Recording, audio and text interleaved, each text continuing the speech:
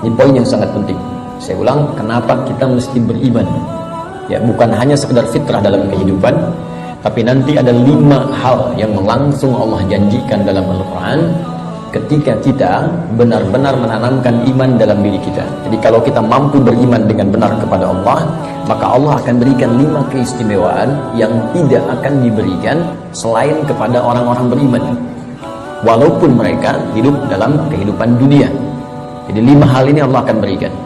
Yang pertama, ada jaminan langsung Allah berikan kepada orang-orang yang yakin tanpa ragu dengan Allah, yaitu beriman kepada Allah, bahwa ia mendapatkan kabar gembira langsung dari Allah, memiliki setengah bagian dari 2 hal yang dibutuhkan untuk masuk surga.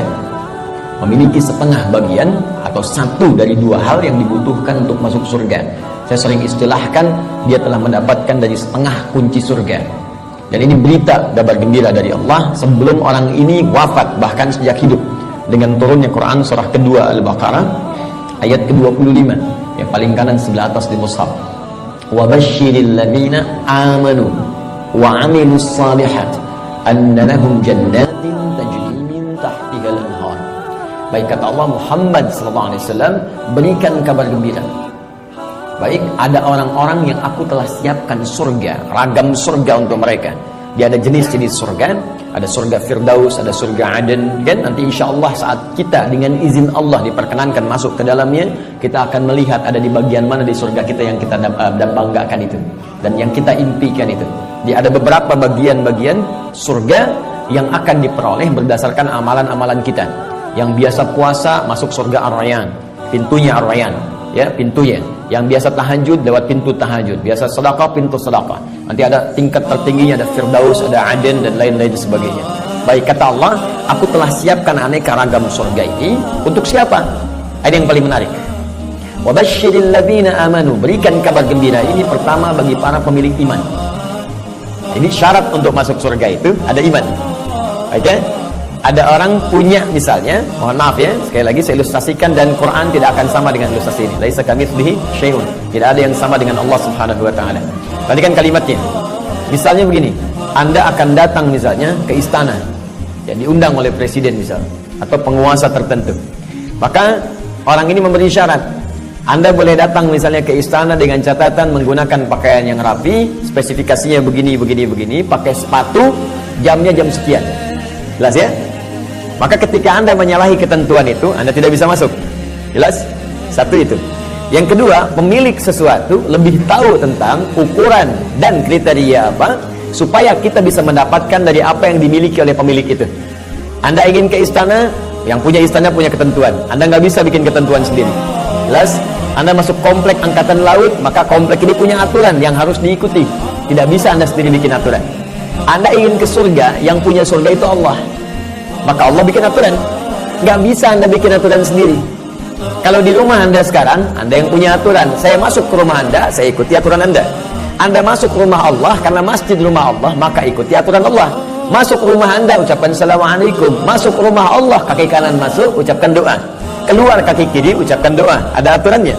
Sekarang kita ingin ke surga. Surga itu bukan punya kita. Surga punya Allah. Allah yang punya. Maka Allah yang punya surga itu memberikan berita siapa yang bisa masuk ke situ. Kata Allah, orang yang bisa masuk ke surga adalah hamba-hambaku yang punya 2 syarat saat dia hidup di dunia. Apa syaratnya? Dan ini berita gembira. Ada orang sebelum wafat diberikan berita gembira. Kalau punya 2 hal ini, Anda berpeluang bisa memilih dari pintu mana Anda akan masuk ke surga yang Anda idamkan itu, sesuai dengan amalan-amalan yang kita kerjakan. Nah, di antara 2 ini, syarat pertamanya iman. Kata Allah, wa basyiril ladzina amanu, berikan kabar gembira pada orang yang telah punya iman. Dan kalimatnya menggunakan alladzina, disebutkan 1080 kali dalam Al-Quran. Ismun mausulun yadullu 'alal jam'i jam'iyah. Kata sambung konjungsi kadang menunjuk pada objek tanpa batas. Jadi bisa untuk orang dewasa, anak kecil, laki-laki, perempuan, tua, muda, ya, maaf, kaya, cukup, semua kalangan tanpa batas. Artinya, kata Allah, saya buka surga ini untuk siapapun. Gak ada status dunia yang bisa memengaruhi seseorang masuk surga. Di surga tidak diukur dengan seberapa kayakah Anda. Hati-hati kalau Anda mendapatkan tingkat kekayaan dan Anda merasa kaya dengan itu, belum bebas Anda. Hati-hati, belum bebas Anda dengan persyaratan untuk mendapatkan surga. Belum tentu harta menjadi jaminan untuk masuk surga. Anda punya kedudukan tinggi, setinggi apapun, tapi kedudukan itu tidak otomatis menjamin Anda masuk surga. Karena syarat masuk surga bukan kedudukan. Kalau syarat masuk surga kedudukan, Firaun paling duluan masuk surga. Namrud lebih duluan masuk surga. Jelas? Baik, karena syarat masuk surga itu kaya, maka Qarun itu paling depan masuk surga. Tapi ingat, syarat surga kata Allah bukan kekayaan, bukan kedudukan.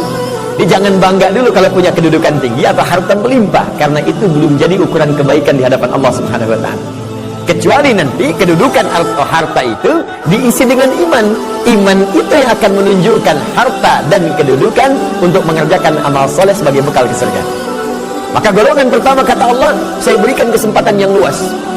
Baik itu tua, muda, laki, perempuan, besar, kecil, kaya, cukup, semua punya peluang ke surga.